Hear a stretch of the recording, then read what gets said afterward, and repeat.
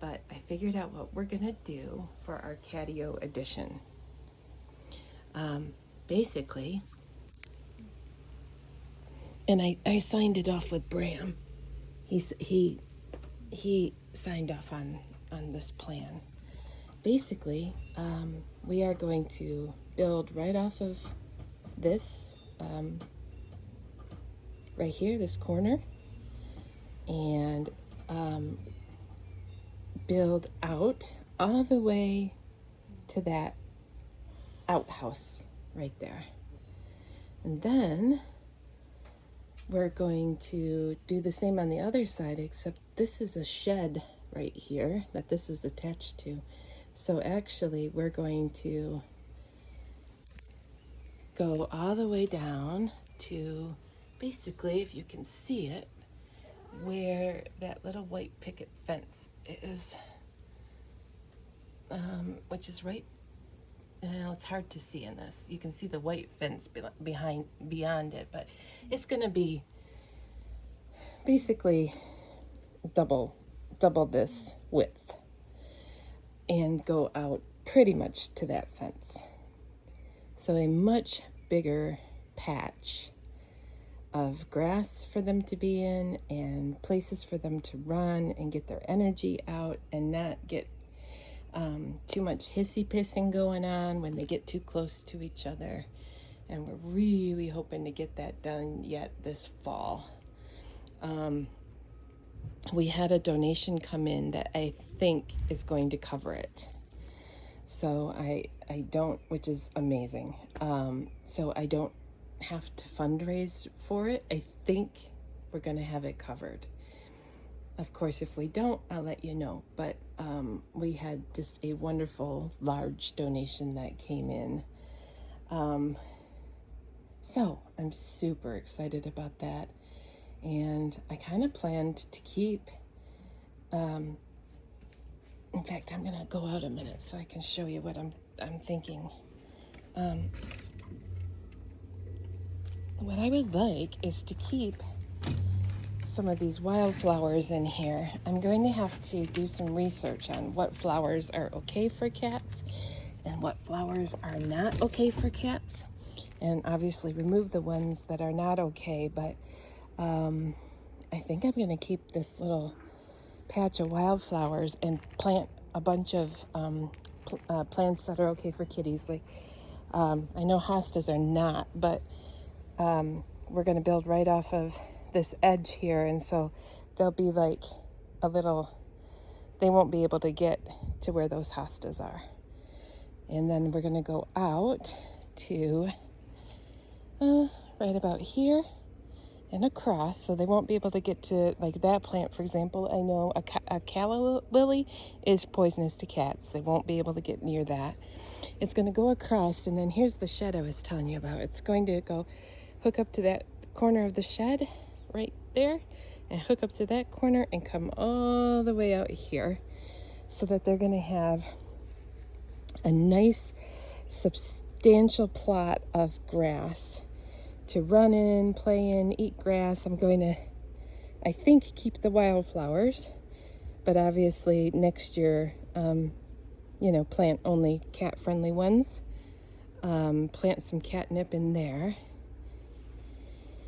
So we'll bring it all the way out here and have them on the shed here. I'm gonna move the stuff that's there right now, and have our builders build like little perches for the cats to perch on. And then out here in this space, it will be just like this space where they'll have some ledges to perch on, because most of them like to be way up high on that ledge. It's not going to be a super high catio because we kind of want it to be tucked back in here and nobody really seeing it, just for privacy and safety reasons. So it's honestly not going to go like, this is the fence here. I'm standing here. It's only going to go about like to this high. So if any, men who are 6 feet tall come to visit, they're going to have to stoop over. But I'll let you in on a little secret. Like, 80% of our followers are female. And we don't get very many men around these parts. Not anymore. Mama did back in her heyday. Yeah, she was beautiful. Well, she still is beautiful. And I suppose I did in my heyday too, but I'm 52 now. Mom's 77. We're good. So I think I'm gonna have it be basically to this height right here, and hook here, go all the way across there, and come out. So that's the plan, and we do believe that we have enough money to make it happen. So we're waiting on our favorite builders to let us know if they might be able to do that this fall. That would be my hope. And it will be year-round, because some of them they love to come out in the winter, actually. And and then I'm not going to put a roof on it. It's going to be a chicken wire roof. So this part is going to be out in the elements. So for example, if it rains, if it snows, it's going to stay in the elements. And we're going to try to keep growing the grass in here. And that part will stay how it is with the sheltered roof. So yeah, that's the plan. And eventually down the road, I want to talk my mom into converting this shed into more cat space. But I got to go baby steps with Mama. Poor Mama. She lived here. I moved in and just flipped her world upside down. But right now that shed holds traps and our lawnmower and some other things. But if I could get it cleared out, or maybe even like get a smaller shed that goes over here or something for I don't know. I'm a dreamer. Can you tell I'm a dreamer?